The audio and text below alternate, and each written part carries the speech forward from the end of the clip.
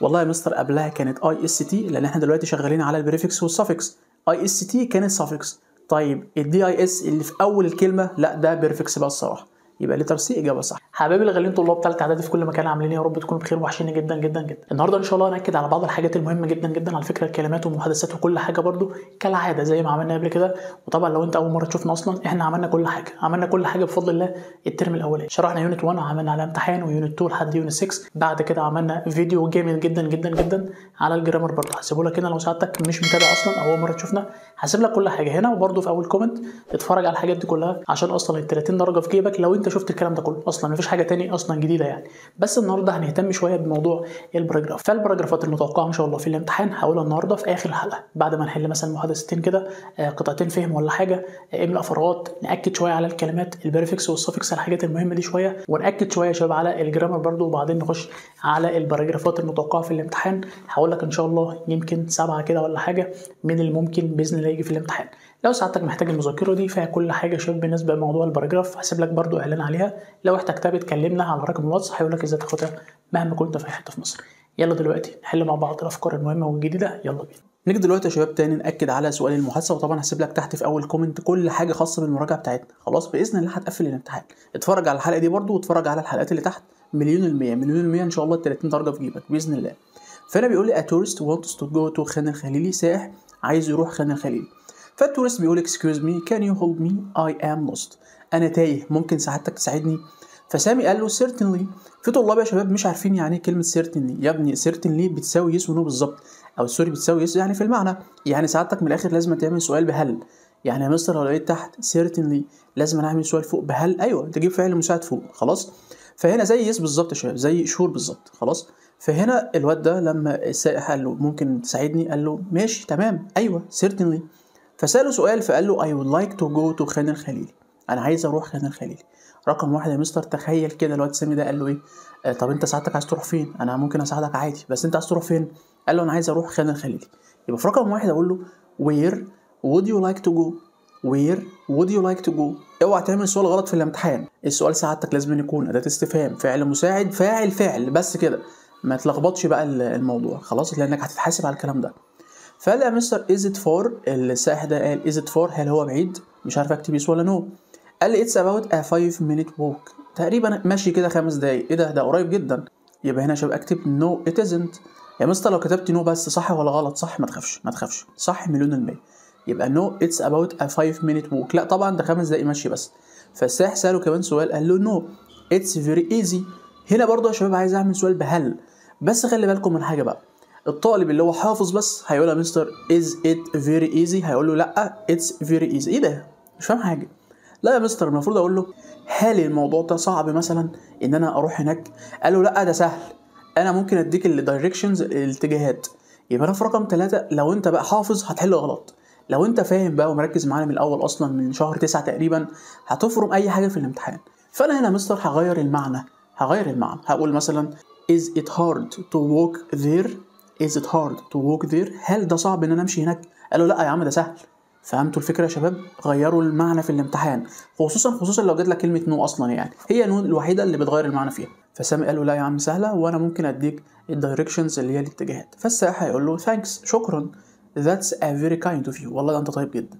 فسامي قال له نوت اتول يا عم ما فيش حاجه. now walk past the botanical garden، دلوقتي امشي سعادتك يعني مرن بيه البوتانيكال جاردنز. قال له yes I can see it. قال له رايت تمام. after the botanical gardens قال له حاجه، فالراجل قال له تمام after the botanical gardens I turn left، هخش شمال. فالواد ده في رقم 5 لازم يقول له right after the botanical gardens turn left. فالسائح ده مصر قال له تمام بعد البوتانيكال جاردنز انا هخش شمال. خلاص قال له that's right بالظبط كده it's next to the mosque.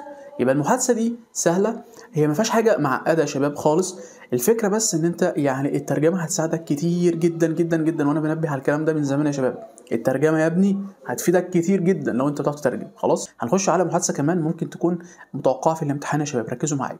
A customer wants to buy a new TV، دي حليناها كتير جدا مع بعض. فالاسيستنت يا شباب قال له hello how can I help you؟ طبعا انا الكاستمر ده لو انت دخلت في الموضوع على طول قلت له I want to buy a new TV مفيش مشكله، بس انا معودكم يا شباب التحيه ردها بتحيه.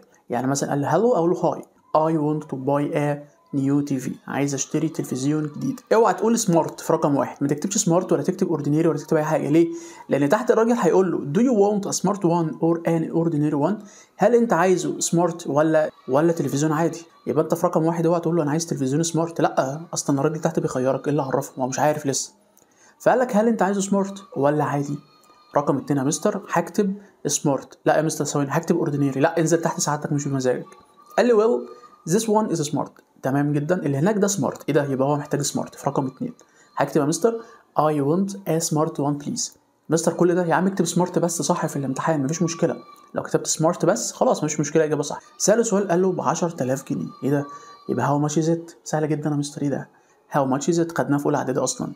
هاو ماتش از ات. بعد كده الراجل ده الكاستمر ساله سؤال والاجابه فيها يس. ايه ده يا مستر؟ ما انا عامل مقص. خلي بالك من حاجه بالله عليك، ما تقولش is there a 10% discount، ما تقولش كده، لان انا ما ينفعش يا شباب اقول له هل في خصم 10%، هيقول لي ايوه في خصم 10%. لا، اقول له هل في خصم عامه يعني عموما كده، هقول ايوه في خصم 10%.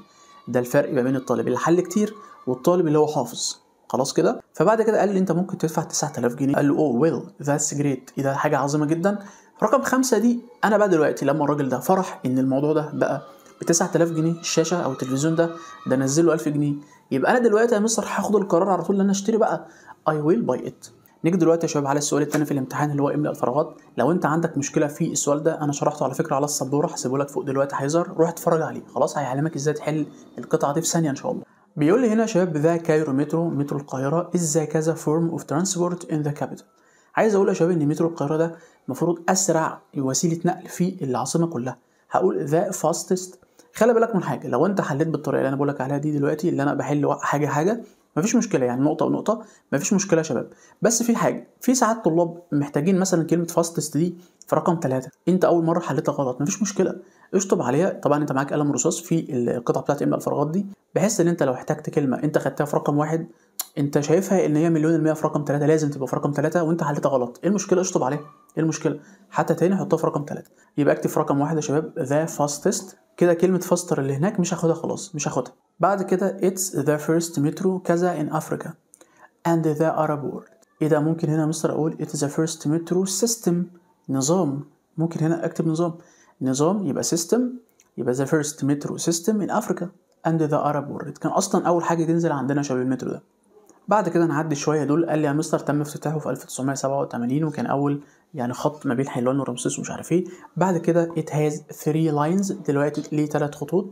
it carries nearly 4 million، بيحمل تقريبا يعني 4 مليون ايه اكيد يا مستر مسافرين بقى، الناس اللي بتسافر. يبقى passengers الكلمه الاولى يا شباب.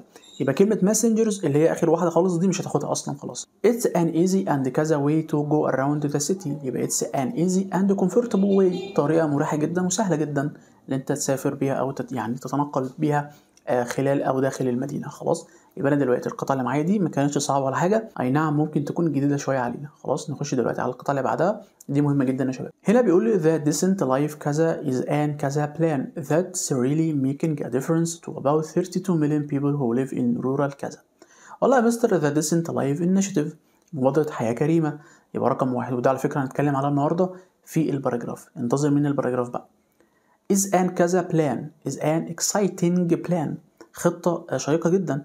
يبقى exciting اللي فيها اي ان جي لان دي خطة مش هتحس، فانت ما ينفعش تاخد excited اللي فيها اي دي، عيب خالص. خلاص بعد كده قال لي يعني بتعمل اختلاف لكثير جدا من الناس، تقريبا 32 مليون شخص دول عايشين يا مستر in rural، المفروض areas بقى المناطق الريفية، يبقى rural areas رقم 3، يبقى حاجة اسمها areas. بعد كده the initiative aims to improve the quality of public services، الخدمات العامة. على فكرة كلمة متركبة عارفينها، يبقى public services. آخر حاجة يا شباب آخر قطعة معانا a lot of tourists prefer sending their holidays in Egypt as it has a lot of كذا. والله يا مستر بقول الكثير من السياح يعني بيفضلوا ان هم يقضوا الأجازة بتاعتهم في مصر لأن هي لديها الكثير من ايه؟ والله يا مستر المفروض الكثير من، مفيش حاجة هنا جمع غير حاجة واحدة بس اللي هي monuments، لأن كلمة a lot of يجي بعدها حاجة جمع يا شباب، يبقى monuments مفيش اللي هي أصلا، يبقى a lot of monuments. They also like to go to the Egyptian أكيد museum، يعني من غير ما أكمل المتحف المصري. خلاص يبقى Egyptian museum to see our old treasures. Some of them prefer going to the كذا to enjoy the fresh air. إيه ده fresh air؟ إيه ده؟ يعني مفيش إلا الكانتري سايد بقى، يبقى الكانتري سايد رقم 3، لأن الهواء النقي ده يا شباب بيكون في الريف. Finally they are كذا to see such these wonderful places. يبقى they are أنا عايزة صفة بقى، بس هما يكونوا حاسين الصراحة، محتاج هنا يا شباب صفة. وطبعا الناس دي عقل، يعني الاي ان جي ولا الاي دي؟ الاي دي طبعا، لأن الناس حاسة. يبقى they are amazed to see. وفي معلومة ب95,000 جنيه، ايه هي المعلومة دي؟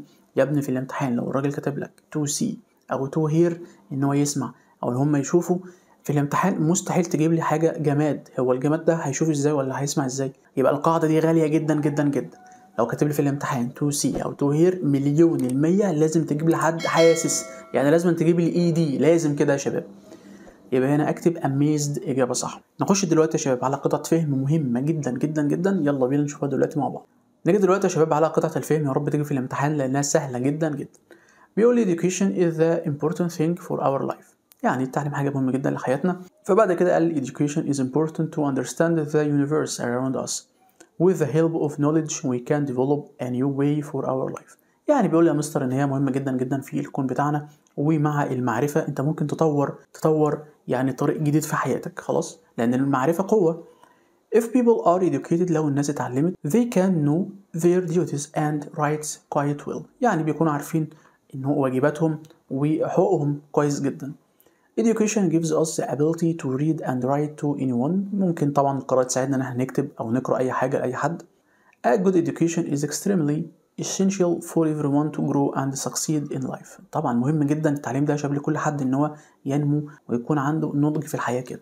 Everyone has their own dream of doing something important in life.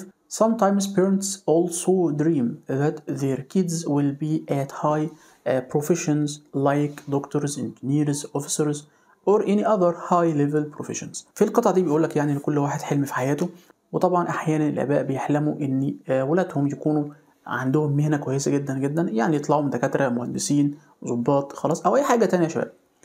All our goals can be achieved by education only. الحاجات دي كلها ممكن تتحقق فعلا بس بالتعليم بس. Everyone has the right to a good education to achieve their goals in life. Education doesn't only offer a good job but also support the ability to understand life from a new point of view. التعليم بس يا شباب مش بيقدم لك وظيفة كويسة، لا ده بيدعمك، بيخلي عندك قدرة إن تفهم كل حاجة في الحياة عامة يعني. Education is very important and with the help of it anyone can change their life in a better way. يعني التعليم ده بيقول لك حاجة مهمة جدا جدا، وبيساعدك إن أي حد في الدنيا ممكن يغير حياته شباب ليه أفضل مكان، خلاص. ففي الامتحان سعادتك ترجم الترجمة اللي أنا ترجمتها دي. الترجمة دي يا شباب ترجمة اللي هي ترجمة معنى، تفهم لما تروح لسانه هتفهم ان شاء الله ايه ترجمه معنى ده يا مستر الحاجات دي كلها، خلاص. يبقى ان شاء الله نتكلم فيها مع بعض، ولكن سعادتك دلوقتي في ثالثه اعدادي ترجم عشان تفهم بس، تفهم القطعه بس. فهنا بيقول لي the main idea of the passage is ايه؟ الفكره الرئيسيه من القطعه كانت education، سهله جدا، كانت بتتكلم على الاديوكيشن، التعليم لتربيه اجابه صح. بعد كده everyone has the كذا to a good education to achieve goals in life. لا يا مستر كل واحد عنده الحق ان هو يكون عنده تعليم جيد، يبقى رايت. قرأنا في القطعة شباب كانت رايت إجابة صح. بعد كده the underlined word supports means كذا. كلمة supports اللي في القطعة دي كانت معناها إيه؟ كلمة support أصلا معناها يدعم حد، يسند حد، يساند حد، يساعد حد، يبقى helps لتربيه إجابة صح. بعد كده summarize the second paragraph in one sentence. أي سامر يا شباب، أي ملخص في الامتحان إن شاء الله هيكون مقبول، بس سعادتك ما تجيبش حاجة من بره القطعة، خلاص. هي القطعة دلوقتي كانت بتتكلم عليه، كانت بتتكلم على التعليم، خصوصا الفقرة الثانية منها لأن هي بيقول لك ذا سكند باراجراف. فالقطعة الثانية بتتكلم إن كل واحد يعني بيحلم إن هو يحقق أو يكون عنده هدف، وطبعا الآباء بيتمنوا إن أولادهم يطلعوا كذا وكذا وكذا زي ما إحنا قلنا في القطعة. يبقى هنا مستر ممكن مثلا أكتب everyone has the right to a good education، كل واحد عنده الحق إن هو يتعلم to achieve their goals in life، عشان يحقق أهدافه في الحياة. طيب بعد كده infer from the passage that parents need their kids to be better than them. استنتج لي من القطعة ان الاباء يعني عايزين اولادهم يكونوا احسن منهم. يا مستر ده ما احنا قرأناه بالنص في القطعة الثانية وكاتبها لي في السطر الثاني. Sometimes parents also dream that their kids will be at high professions like doctors و engineers و officers. دي الإجابة اللي هو قال لي استنتج لي من القطعة، خلاص. بعد كده شباب رقم 6 why is a good education essential for everyone. ليه يا مستر التعليم الجيد ده ضروري مهم جدا لكل واحد؟ ساعتك ممكن تكتب انت الإجابة دي، ايه رأيك؟ اكتب الإجابة دي تحت أشوفها كده هل أنت حلتها صح ولا غلط. على فكرة في طلاب كتير يعني الإجابات هتكون مختلفة وكله هيبقى صح، محدش يخاف يا شباب بالله عليكم من الحاجات دي. مستر ده أنا كتبت حاجة، صاحبي كتب حاجة تانية، يا ابني إيه الهبل ده؟ ما عادي يا ابني، عادي خالص والله. طالما قال لي why do you think how do you think what will happen، ايه اللي هيحصل. يا عم عادي، كل ده اسئله شخصيه يا شباب. انا ممكن اكتب حاجه وساعتك تكتب حاجه، والواد اللي هناك ده اللهبل ده ممكن يكتب حاجه تانية خالص. خلاص كل ده صح يا شباب في الامتحان، ما حدش يخاف خالص. خلاص نخش دلوقتي على السؤال اللي بعد كده، اللي هو الكلمات. ناكد شويه على البريفكس والسفكس، وبعدين الديفينيشنز التعريفات، وبعد كده نخش على الجرامر، وبعد كده نخش يا شباب على اهم حاجه معانا النهارده اللي هو الباراجراف. يلا بينا نيجي دلوقتي يا ابطال مع بعض ناكد على البريفكس والسفكس والحاجات المهمه دي. بعد كده نخش على صفحه ثانيه كلمات، بس دي خاصه بقى ايه بتخمين المعنى بالتعريفات مثلا. خلاص بعد كده نخش على الجرامر. تمام، الدنيا جميله جدا معانا النهارده. تكون هادي جدا جدا، مش عايزك تكون والله مثلا في حاجات اول مره اشوفها، لا كل ده حلينا قبل كده. بيقول لي the noun hope can be an adjective by adding the suffix كذا. كلمه hope دي معناها الامل او يامل، خلي بالك كفعل. لو انا يا مستر عايز اخليها صفه، طب انت هتحط ful hopeful يا شباب، يعني مفعم بالامل، حد عنده امل، صفه. بعد كده the suffix is added to the word peace to make it an adjective، نفس الموضوع بالظبط، peaceful ful. يبقى كده عندنا كلمتين اتنين بنحط فيهم مستر suffix ful، اللي هي hopeful وكلمه اسمها peaceful. يبقى hope نحط لها full و peace نحط لها full بره. بعد كده how do we form an adjective from the word history we add the suffix كذا. لما احنا يا شباب عايزين كلمه history التاريخ نخليها صفه، ممكن يا مستر على فكره نحط في الاخر CEL عشان تبقى historical تاريخي، صح؟ يبقى CEL اجابه صح. The suffix كذا means that something can be done، يبقى كلمة اسمها able على طول. كلمة able حاجة ممكن تتعمل، قابلة انها تتعمل. خلاص بعد كده we add the suffix IVE to the verb create to form a كذا. يبقى creative ده دي كده مستر صفة، adjective letter C إجابة صح طبعا 100%. بعد كده we change the verb design into a noun by adding the suffix كذا. ممكن يا شباب الفيرب اللي هو ديزاين يصمم ده عايزين نخلوه اسم، ممكن يا مستر هنا احط لها ER تبقى ديزاينر، الراجل المصمم نفسه، كده بقت نون. بعد كده we add the suffix كذا to the end of the word scholar to change the meaning. scholarship يا مستر هي فين اهي letter B عشان تكون يا شباب منحة دراسية. scholarship غيرت المعنى خالص. in the word scientist IST is a كذا. السؤال ده مهم جدا، كلمة scientist ال IST اللي في آخر دي اسمها ايه؟ suffix يا مستر. ايه ده لاحقة سهلة جدا. in the word disabled كلمة this بقى is ايه؟ والله يا مستر قبلها كانت IST لأن احنا دلوقتي شغالين على البريفكس والسفكس. IST كانت suffix. طيب DIS اللي في أول الكلمة لا ده بريفكس بقى الصراحة، يبقى letter C إجابة صح. which suffix can you add to the end of speak to make a new word؟ ايه يا شباب السفكس اللي تحت ده؟ أي واحدة من دول ممكن تحطها لكلمة speak عشان تغير المعنى. طب ممكن يا مستر احط ER تبقى speaker عادي خالص، يبقى إجابة صح. in the word awake الآ حرف ال الأول ده is a أو ان كذا. والله يا مستر ده الله أعلم يعني بريفكس بادئة، يبقى بريفكس إجابة صح. بعد كده in the word trusted ed is a كذا. ال ed يا شباب اللي آخر كلمة trusted ده suffix. تمام، نحل كمان جملتين اتنين. we add the suffix كذا to the verb work to refer to the person. كلمة work عايز أخليها شخص. مستر فين ال er؟ يبقى worker letter E، خلي بالكم مش or خالص. worker العامل ال er لازم نحط er. The word enter can be changed into a noun by adding the suffix كذا. كلمة enter دي ممكن نخلوها noun لو احنا حاطين ايه يا شباب suffix في الآخر، مستر ENC entrance مدخل عادي خالص. آخر سؤال يا شباب عشان نخش على الديفينيشنز برضو التعريفات والحاجات التخمينات المهمة.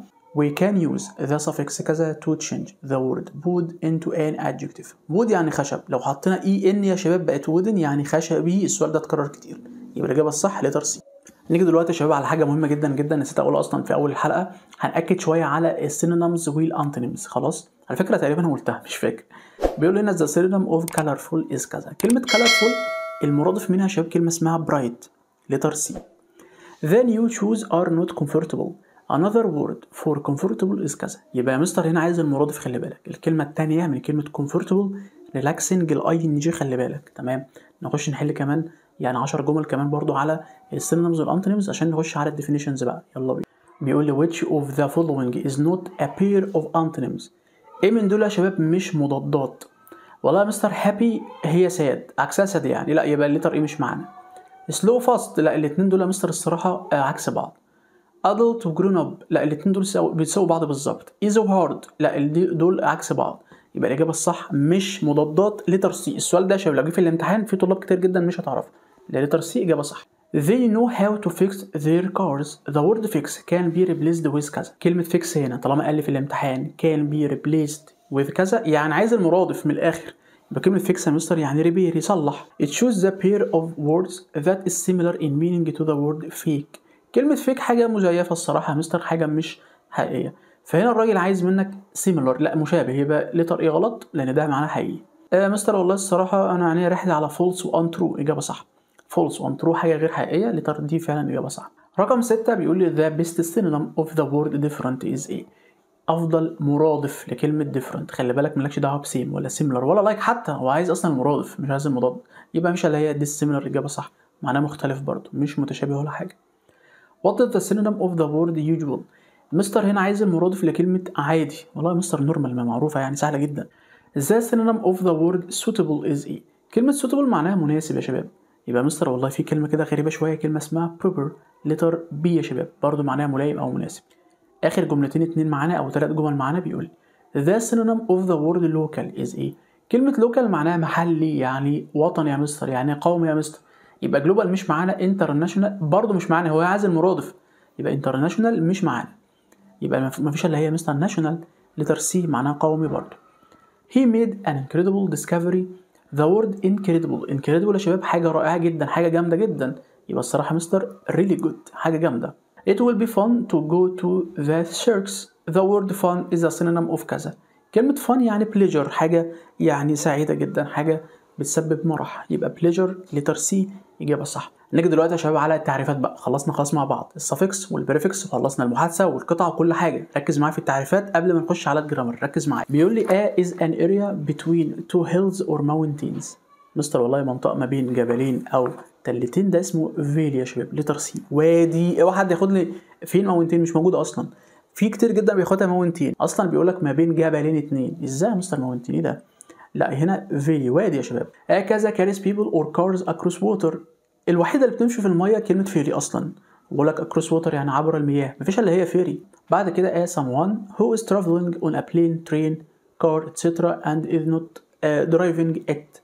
ده مين ده يا مستر؟ اللي بيسافر بس مش بيسوقها. خلي بالك من حاجه بالله عليك، هنا في طلاب كتير جدا ممكن يا مستر بايلوت على طول، يا ابني لا مش بيسوقها، يبقى باسنجر المسافر نفسه. هكذا uses rails like a railway to travel along roads usually in cities. فين يا مستر الترام على طول؟ لتر دي، بقول لك في المدن، خلاص يبقى داخل، خلي بالك يبقى ترام لتر دي. حتى الراجل الحمد لله مش كاتب لك كلمه ترين، الحمد لله يعني. AON is a period of 100 years. 100 سنة يا مستر، والله بيقول لي فترة من 100 سنة اسمها سنشري. خلي بالكم يا أبطال، قبل كده كنا بنحل مع طلاب الأونلاين والراجل كتب لنا في الامتحان كلمة هاف سنشري، نص قرن. الناس اللي مش مركزة خدت على طول 100 سنة، يا ابني بيقول لك هاف يعني نص قرن، 50 سنة مش 100 ولا حاجة. دي جت قبل كده حليناها مع بعض، الطلاب اللي الحمد لله اللي كانت مفتحة معانا ومصحصحة معانا حلت، الناس التانية حلوها غلط. عموما الحمد لله كلهم عرفوا الأخطاء، محدش هيغلط بإذن الله في الامتحان، بإذن الله طلابي يشرفونا بإذن الله. رقم 6 يا شباب بيقول لي to is to send a message electronically. ايه ده؟ يبقى حاجة يا مستر ايميل بقى، بتبعت رسالة لحد إلكترونية يبقى ايميل. رقم 7 بيقول لي AON can cook things quickly. ممكن يطبخ الحاجة بسرعة كده مستر، مايكرويف سهلة. you can make bread warm with AON. ممكن تخلي العيش ده دافع يا مستر باستخدام التوستر المحمصة طبعا. we can make a hot drink like coffee with AON. ممكن تعمل قهوة باستخدام كوفي ماشين يا مستر، ده اي حد ميت هيعرف يحلها عادي في الامتحان. AON is a group of questions that you ask. دي مهمة جدا الصراحة. people to find out information about something. مستر دي اسمها سيرفي، استبيان، انت بتعمل شوية أسئلة بتسأل الناس يعني عن الحاجات دي، في الآخر انت اللي بتستفيد مش الناس خالص، ده اسمه استبيان يا شباب. آخر سؤالين معانا. AON is someone who pays to live in a room in a house. دي جا في الامتحان وش، دي لازم تيجي في الامتحان. الراجل يا مستر المستأجر لأوضة في بيت اسمه لودجر. أما التننت يا شباب لا، ده مستأجر للبيت كله مش أوضة بس، خلاص يبقى لودجر إجابة صح. بيقول لي AON is a board that people put on a wall. خلاص يا مستر ما تكملش طالما في حاجات بتحطها على الحيطة، دي اسمها نوتس بورد. نخش دلوقتي على الجرامر، يلا بينا. معلش قطعت عليك الحلقة، بس كنت لازم اتكلم في دقيقتين 2 بالظبط على المذكرة النهائية اللي هي بفضل الله رب العالمين هتنقذ ناس كتير جدا. اي حد عنده مشكلة في المحادثة، املاء الفراغات، قطعة الفهم، الجرامر، الاختيارات، الباراجراف، يركز معايا في دقيقتين 2 بس. لو انت ما عندكش مشاكل في اي سؤال من ده قدم شوية عادي، هات لي وانا بكمل الفيديو بقى، خلاص ايا كان الحلقة انت بتتفرج عليها قدم شوية، ما تسمعش تضيعش مني دقيقتين دول. بصوا يا شباب، عشان في طلاب كتير جدا كلمتنا قبل كده على مذكره الشرح اللي فيها امتحانات صعبه جدا. مستر احنا خلصنا المذكره دي، محتاجين مذكره مراجعه نهائيه بتركز على كل سؤال لوحده. عملنا المذكره دي يا شباب، المذكره دي فيها كل سؤال لوحده. بالنسبه لسؤال المحادثه كاتب لك فيها كل حاجه، بالنسبه لموضوع السؤال، بالنسبه لموضوع الاجابه، بلس كمان نماذج امتحانات قبل كده تقريبا كل المحافظات. خلاص لما تحل كل الكلام ده خلاص اركن المحادثه على جنب. خش دلوقتي على قطعه املاء الفراغات، برضو مشروحه ازاي تحلها ومكتوب فيها نماذج امتحانات قبل كده. بعد كده قطعه الفهم وفيها تقريبا كل المحافظات. بعد كده الكلمات، اهم كلمات الوحده ونماذج جت قبل كده في الامتحان، كل ده محافظات، كله محافظات. برضو الجرامر، في جرامر اختياري وفي جرامر برضو تصحيح، كل ده جه برضو في الامتحانات من نماذج امتحانات يا شباب. بالنسبه لسؤال الباراجراف، الناس كتير جدا بتخاف منه، مكتوب يا شباب فيه كل حاجه تقريبا في موضوع الباراجراف ومترجم بالعربي كمان، عشان سعادتك مش كل شويه تبحث على جوجل بقى على معنى الكلمه دي وكده، لا مكتوب كل حاجه قدامك عشان تنجز في الوقت. بعد كده في اخر المذكره امتحانات شامله برضو من المحافظات. لو انت حليت بقى المذكره دي كلها، يعني انت حليت المحافظات كلها وكتبت كل الافكار وكل حاجه، هو انت هتخاف من ايه في الامتحان؟ هي دي الفكره. بس خايف من ايه؟ الراجل في الامتحان مش هيجيب لك حاجه بره الحاجات دي، خلاص بقى هو هيكتب ايه تاني، فاهم حاجه؟ بس انت تحلها كلها. بس كده يا شباب، اللي محتاج المذكره يكلمني على رقم الواتس، هقول له ازاي ياخدها مهما كان في اي حته في مصر. بس كده سعادتك دلوقتي ممكن تكمل الحلقه بتاعتك، وانا اسف ان انا قطعتك. نيجي دلوقتي ابطال على الجرامر، وطبعا بنأكد ان شاء الله الترم الثاني يا شباب هيبدا، يعني الحجز هيكون يوم 1/2 عشان الناس اللي بتكلمنا بعد كده وما بيلاقوش مكان يا مستر. لا سعادتك كلمنا من بدري عشان ان شاء الله تحضر معانا من اول حصه، اول كلمه في الترم الثاني. يبقى سعادتك لو جاي معانا ان شاء الله بتحجز من 1/2، ممكن يبتدوا بقى 7/2 10/2، اهم حاجه تحجز قبل يوم 7 ده.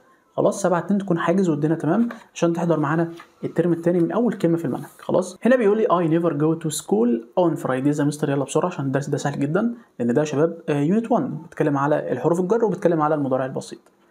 when does ما تكملش الجمله، طالما في does هات الفعل في المصدر على طول كده، يبقى leave. في الامتحان هتحل الجرامر في 5 ثواني بالظبط. we traveled to Luxor March يا مستر، ده هنا اسم شهر، يبقى ان يا شباب، شهر مارس، يبقى شهر كبير، فتره كبيره، يبقى ان. I met here on the bakers والله يا مستر ده محل، يبقى at. حتى الراجل كاتبها لك ايه، لاحظ قبل المحلات نستخدم at، خلي بالكم.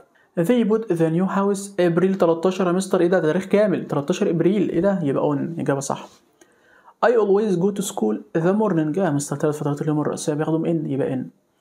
the first metro train leaves رقم يا مستر، والله في ساعه هنا، يبقى at. الصراحه يعني مش محتاجه حاجه. we need to have this report ready 15 minutes. الفكره دي مستر محمود قالها لك من زمان، لو الراجل كتب لك دقايق خد ان، ما تاخدش ات، لان مفيش حاجه اسمها الساعه 15 دقيقه، قلت لك كتير، يبقى ان 15 minutes. we had a wonderful holiday سنه كبيره يا مستر، يبقى ان. what time the lesson start does طبعا مضارع بسيط. بعد كده يا مستر القطر رايح بورسعيد leaves، حط اس يا نجم يلا بسرعه. بعد كده جيزة for its ancient pyramids، دي هتاخدوها في يونت 7 ان شاء الله. اول وحده على طول معانا الترم الثاني مضارع بسيط مبني للمجهول، المفروض هنا مستر اكتب is known، دي مش عليك، دي مش عليك الترم ده، is known اجابه صح. نخش دلوقتي يا شباب على الوحده اللي بعدها، بيقول لي سالي born in 2009. مستر بورن دي لازم يا مستر لازم تتبنى بس، يعني لازم تكون مبنيه للمجهول يا شباب. هقول هنا سالي was born ماضي بسيط. بعد كده either the speakers نور، مستر neither سهله. none of us ما تكملش الجمله طالما none، المستر قالها كتير جدا، كلمه none of either of neither of الفعل مفرد على طول، يحط اس يعني wants. بعد كده red اللون الاحمر is popular color for our toasters this year هذه السنه، ايه ده، يبقى the most popular بقى الصراحه، the most هنا تفضيل يا شباب. رقم 17 بيقول لي chess is كذا فوتبول. هنا يا مستر بيقارن الشطرنج بكرة القدم. الناس اللي مش مركزة هتقول يا مستر ما انا ممكن اكتب هنا، هيقولوا more popular. خلي بالكم المعنى غلط والجرامر غلط برضه، ليه؟ لأن الشطرنج مش أشهر من الكورة. المفروض يا مستر اكتب less popular صح، بس لازم نكتب than، يبقى less popular than، لازم كده. بعد كده سلمى is my friend. السؤال ده صحيح جدا يا شباب في الامتحان، يا رب ما يجي في الامتحان رقم 18. ليه؟ لأن أنا في الامتحان لازم يا شباب لو لقيت صفة ملكية أو أبوستروفي اس حتى أي ملكية عامة يعني ما ينفعش أكتب زي مع التفضيل، ما ينفعش. أقول مثلا سلمى is my best friend، لازم كده my best من غير زي. بعد كده it's good to buy clothes in shops than، لا ده مقارنة مثلا ما بين اتنين، يبقى better الصراحة. no one in our class is taller than سهى she is the tallest، هي الأطول، يبقى هنا تفضيل، بفضل البنت سهى دي على الطلاب اللي في الفصل كله. بعد كده هالة finds math than science، ممكن اقول يا مستر less difficult عادي، او ممكن اقول more difficult عادي، مش هتختلف على فكرة كمعنى والجرامر تمام. I was very ill yesterday but I am better than today. لا ممكن اقول يا مستر but I am better today بس من غير الزان يا شباب، ما ينفعش اكتب زان هنا. as آية عشان المعنى يظبط معايا حتى. as آية was studying هنا بقى ماضي مستمر. the phone rang لازم كده rang ماضي بسيط، اللي قبلها كان ماضي مستمر لان as هي just as هي while عادي. while دينا مستر was listening خلاص سهلة جدا. while I was بس. هنا يا شباب بقى الفكرة هنا في ايه؟ ان verb to be ما ينفعش يجي في المستمر لا هو ولا الحواس. ده مش بيجي كتير في الامتحان للأمانة، بيجي في أولى ثانوي كتير جدا، أما في ثالثة إعدادي مش بيجي. آخر سؤال معايا بيقول لي while study أمير fell asleep. إيه ده؟ يبقى أنا أكتب هنا while was studying عشان أمير مفرد، لأ while الأولى مفيش بعدها فاعل، يبقى أنت سعادتك لازم تجيب لي الفعل في الأي إن جي. هقول يا شباب while studying بس، دي الإجابة الصح. نخش دلوقتي على الوحدة اللي بعدها الأفكار المهمة. بيقول لي يا مستر next Friday I am going to visit. going عايز أبعتها to المصدر. جانا is going to نفس الموضوع. spend بالدي يا شباب بالدي. look at this car بص كده العربية اللي جاية دي. خلي بالك السؤال ده مهم جدا، ليه؟ لأن ده تنبؤ قائم على دليل معايا دلوقتي أو حاجة على وشك الحدوث. هنا صعبة شوية للأمانة على طلاب تالتة إعدادي، فالمفروض هنا أستخدم be going to، لازم is going to. بعد كده يا شباب السؤال اللي جاي ده مهم جدا. they visit the Great Pyramids next week as arranged مضارع مستمر يا مستر، يبقى they are visiting. آية gets married next Monday هتتجوز إن شاء الله يوم الاثنين اللي جاي. ده مش محتاج كلمة دالة لأن ده أصلا اوريدي في ترتيب، يبقى مستر المفروض أكتب آية is getting. لازم مضارع مستمر يا ابني، ده جواز والجواز ده محتاج ترتيبات كتير، فمش محتاج هنا كلمة دالة بقى خلاص. بعد كده السؤال ده كتبته كتير جدا يا شباب، لو معانا أونلاين أو معانا على اليوتيوب قلت السؤال ده كتير جدا. The government a new school everything is arranged، بس أنا قلت لك everything is arranged ما قلتهاش ليه؟ لأن الحكومة بتعمل حاجات مترتبة لها أصلا مش محتاجة كلمة دالة. يبقى أقول the government is building على طول مضارع مستمر، والجفرمنت مفرد خلي بالك. I كذا the manager tomorrow morning I have an appointment. إذا ده أنا عندي ميعاد يبقى ده ترتيب الصراحة، يبقى I am meeting the citadel tomorrow اللي هي القلعة بكرة إن شاء الله. I have arranged مستر مضارع مستمر. I am visiting. خش دلوقتي على الوحدة اللي بعدها، احنا كده بنرجع اصلا حاجات سهلة جدا. بيقول لي مهند has been to the club he is still there. ما زال هناك، لا مستر هنستخدم قاعدة اسمها has gone to. هقول has gone ليه؟ لانه راح ما جاش. عارف لو راح وجه يبقى has been صح. has been to معناه ان هو راح المكان ده وجه. طب اللي عرفني؟ ما هو كاتب لك اهو he is still there ما زال هناك. ادم has ever eaten Chinese food. لا never بقى، ever ما بتجيش هنا يا مستر. ever ما بتجيش غير في السؤال بتاع الخبرة والتجربة، وما بتجيش غير في التفضيل بس. Has your sister ever فين التصريف الثالث baked a cake. My British friend be in Egypt for a week. He is leaving tonight. إيه ده هيسافر النهاردة؟ لأن for a week مضارع تام يبقى has been، ولسه الراجل ما مشاش يعني. منى hasn't eaten fish since she كذا in Port Said. since يا شباب يجي بعدها ماضي بسيط، يبقى أقول since she was، أما قبلها مضارع تام عارف مش مشكلة. We have take part in the competition already. لا مضارع تام يبقى we have taken. I wrote an email to my friend a moment ago. لأن ده ماضي يا شباب بسيط، لازم مستر أكتب في الآخر ago لو في قبلها مدة. The students have كذا written the lesson. يت ما تجيش هنا، أختها اللي بتيجي اللي هي اسمها already في الجملة المثبتة. The students have already written. Judy has played volleyball 2019. has played مضارع تام، والوحيدة اللي بتيجي مع السنة مع المضارع التام حاجة اسمها since، مش in خالص يبقى since. نهى not finish her homework yet. لازم أنفي يا مستر عشان كلمة yet مش عشان كلمة not. كلمة not كده كده كتبها ما كتبهاش لازم أنفي، لأن yet دي نفي، يبقى أكتب no hasn't finished. علي traveled to different countries this year. هذه السنة يبقى has traveled. هذه السنة لسه ما خلصتش يبقى ممكن يسافر تاني، مضارع تام يا شباب ليه أثر خلي بالكم. Have you answered all the questions right? You are so clever. سؤال دهشة يا مستر قالوها كتير، حاجة اسمها already. بعد كده when do you get married last year ده ماضي يبقى when did، سهلة جدا. آخر سؤال يا شباب they have been married for 20 years. إيه ده مضارع تام يبقى married، سهلة جدا. عايز تصريف تالت يا شباب، عايز تصريف تالت. نخش دلوقتي على آخر يونت اللي هي must بقى we have to الحاجات دي، وبعدين نخش على التوقعات بتاعت الباراجراف. يلا بينا. أول سؤال يا شباب سهل جدا، بيقول لي you listen to your parents advice. لازم يبدو نصيحة قوية you must. You shouldn't study hard for the exam. You should إيه ده؟ أنت لازم تذاكر. You should so لا يا مستر عايز مصدر. كل ده يا شباب أفعال ناقصة، يونت 6 كلها أفعال ناقصة. هات الفعل في المصدر سعادتك يبقى you should see بس. رقم 75 she كذا mustn't go by bus. she could. خلي بالك could هنا مش ماضي ولا حاجة، هنا يا شباب يعني انا بفضل انها تعمل الشيء ده في المضارع عادي، مش ماضي ولا حاجه. ممكن استخدم كود عادي في المضارع يا شباب. على فكره برضو ممكن استخدمه في السؤال بتاع الطلب المؤدب عادي خالص، يبقى كود هنا مش ماضي.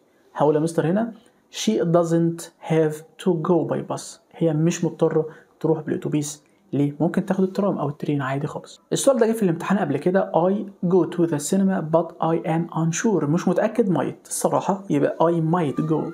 بعد كده I not have to sleep early because it's a holiday، مش مضطر بقى اصحى او انام يا مستر بدري جدا، ايه ده عايز اسهر شويه. I don't have to. You have cleaned the table، I have already cleaned it، انا خلاص ظبطت انا الترابيزه دي، يبقى انت مش مضطر بقى، يبقى you don't have to clean. 79 سما have to get up early yesterday، امبارح لا يا مستر لازم نجيب هنا did سما have to. We haven't to hurry، we have got enough time، احنا عندنا وقت، يبقى احنا مش مضطرين نجري، يبقى we don't have to. بعد كده I didn't had to، مستر والله النفي اسمه didn't have to مش had to بعد اذن سعادتك، يبقى هنا have to اجابه صح. نهى not able walk to school because she hurt her leg، ده ماضي خلي بالك، يبقى اكتب هنا مستر نهى wasn't able to. I am able to come on time because the bus had broken ماضي، يبقى لازم هنا اكتب مستر I wasn't able to، لان انا ما كنتش قادر ان انا اجي في الميعاد ده لان الاتوبيس يا مستر اتعطل، ما كنتش قادر بقى، يبقى هنا لازم اكتب I wasn't able to. اخر سؤال she could able to solve this problem، able to ما ينفعش يجي معاه كود يا شباب ولا الكلام ده، لازم يجي معاه verb to be. خلاص اكتب هنا مستر عشان عندنا الماضي اكتب he was able to، كاتب لي الكود يبقى هو عايز ماضي، خلاص القاعده دي بس ماضي، يبقى he was able to solve. نيجي دلوقتي يا شباب لاهم فقره بقى معانا النهارده اللي هي الباراجرافات والحاجات المتوقعه في الامتحان بالنسبه للباراجراف. حلينا مع بعض بقى definitions، حلينا مع بعض تعريفات suffix وبريفكس وجرامر، وحلينا قطع فهم، وحلينا مع بعض املاء فراغات، وحلينا محادثات. نيجي دلوقتي على سؤال الباراجراف اللي عليه 7 درجات واقول لك المتوقع في الامتحان ان شاء الله. يلا بينا نيجي دلوقتي يا شباب على المتوقع ان شاء الله في الامتحان بالنسبه للباراجراف. طبعا احنا بنتوقع وربنا ان شاء الله يكرمنا زي السنه اللي فاتت واللي قبلها، توقعنا حاجات كتير جدا بفضل الله، تقريبا 90% من المحافظات جه الحاجات اللي احنا قلنا عليها. خلاص بص بقى، اول توقع معانا النهارده اللي هو يقول لك اكتب لي ريفيو عن مدينتك او اي مدينه انت زرتها ايا كان المعنى يا شباب. طبعا المذكره بتاعتنا الجميله جدا لو انت ساعتك محتاجها بتكلمنا على رقم الواتس فيها كل الحاجات بقى، يعني باراجرافات كتير جدا وزي ما انت شايف كده مترجمه بالعربي كمان. خلاص فممكن تاخدها عشان تشوف في باراجرافات كتير جدا فيها. فالمتوقع ان شاء الله اول حاجه معانا النهارده اللي هي ريفيو عن مدينه ايا كان المدينه بقى، ممكن تكتب الاسماعيليه زي ما مكتوبه هنا، ممكن تكتب عن اي مدينه انت عايزها، بس افضل انك تكتب الاسماعيليه. خلاص يبقى اول حاجه يا شباب الريفيو اللي معانا النهارده او اول حاجه متوقعه معانا النهارده في الامتحان اللي هي ريفيو عن اي مدينه انت بتحبها زرتها عايز تروحها اي حاجه. خلاص يبقى اول حاجه ريفيو عن مدينه. نخش دلوقتي على الحاجه الثانيه ان شاء الله تيجي في الامتحان. الحاجه الثانيه يا شباب المهمه جدا جدا اللي هي اونلاين شوبينج، التسوق عبر الانترنت. زي ما سعادتك شايف دلوقتي لو انت عايز تاخد سكرين شوت مفيش مشكله عشان تذاكر الموضوع ده، مهم جدا جدا في الامتحان يا شباب. جه كتير جدا السنه اللي فاتت وجه كتير جدا السنه اللي قبلها وان شاء الله تيجي في الامتحان برضه. يبقى ده التوقع الثاني في الامتحان ريفيو، ولما اقول لك ريفيو يعني انت هتكتب نقد بقى، يعني انت هتصف في الموضوع ده وهتكتب المميزات هتكتب العيوب هتكتب كل حاجه ورايك وكل حاجه، لان ده اسمه ريفيو يا ابني. خلاص نخش دلوقتي على التوقع الثالث ان شاء الله يا رب يجي في الامتحان باذن الله رب العالمين. بعد كده الريفيو الثالث معانا النهارده اللي متوقع في الامتحان اللي هو ريفيو اون ذا ديسنت لايف انيشيتيف، مبادره حياه كريمه. باذن الله دولتنا تكون او بلدنا تكون احسن بلد في الدنيا، فدي في الامتحان يعني ان شاء الله متوقعه الفتره دي. خلاص يبقى مبادره حياه كريمه ممكن بنسبه كبيره جدا جدا تيجي في الامتحان الترم ده. خلاص يبقى ده برضو من المتوقع في الامتحان لو ما جاتش ولا اي حاجه تحصل. خلاص انا بقول لك ده اسمه توقع، مش انا اللي بحط الامتحان والله. تمام يلا نخش دلوقتي على الرابع حاجه معانا النهارده قبل ما نخش بقى ايه على الحاجات اللي هو ستوري بقى والحاجات التانية. الرابع ريفيو يا شباب معانا النهارده اللي هو ريفيو اون يور اكسبيرينسز، اللي هي خبراتك او تجاربك الشخصيه في الحياه عامه. يعني زي ما سعادتك شايف كده ممكن تقرا مفيش مشكله وتاخد سكرين شوت للكلام ده، ولو سعادتك محتاج المذكره لان فيها باراجرافات كتير جدا مترجمه بالعربي زي ما انت شايف كده. خلاص ممكن تكلمنا برده على رقم الواتس هيقول لك ازاي تاخدها مهما كنت في اي حته في مصر. نخش دلوقتي على خامس حاجه معانا النهارده. خامس حاجه يا شباب معانا النهارده بايوجرافي about a person you admire. ممكن يقول لك بقى حد انت بتحبه، حد انت نفسك تكون زيه، حد انت واخده قدوه ليك مثلا، فممكن تكتب محمد صلاح لان ده حبيبك جدا يعني في الامتحان. بس في ناس مش بتحب محمد صلاح، في ناس بتحب محمد صلاح. خلاص نسبه كبيره جدا بتحب محمد صلاح، ممكن تكتب ساعتك عن محمد صلاح مفيش مشكله. يبقى السيره الذاتيه لحد انت بتحبه هتيجي في الامتحان، هتيجي في اي محافظه. خلاص لازم تيجي في الامتحان. ده الحاجه الخامسه معانا النهارده المتوقعه في الامتحان وده بايوجرافي يا شباب. فرقوا ما بين السيره الذاتيه والريفيو. بايوجرافي هتكتب كل حاجه لمحمد صلاح، تاريخ ميلاده لو تعرف، المدينه اللي هو اتولد فيها، المحافظه، انجازاته، الحاجات دي كلها تكتبها. نخش دلوقتي على سادس حاجه معانا النهارده باذن الله تيجي في الامتحان، اللي هو يا شباب ريفيو اون teenagers بروبلمز. تكتب لي مقال نقد عن مشاكل المراهقين. ده ممكن يكون صعب عليك شويه، اصعب حاجه ممكن تكتبها في الامتحان هو ده صعب شويه عليك. فانت ممكن برضو يعني تقعد كده تكتب الحاجات دي كلها، تكتب حاجات مش لازم تكتب كل ده، يعني تتكلمنا على اهم الحاجات بس اللي عند المراهقين.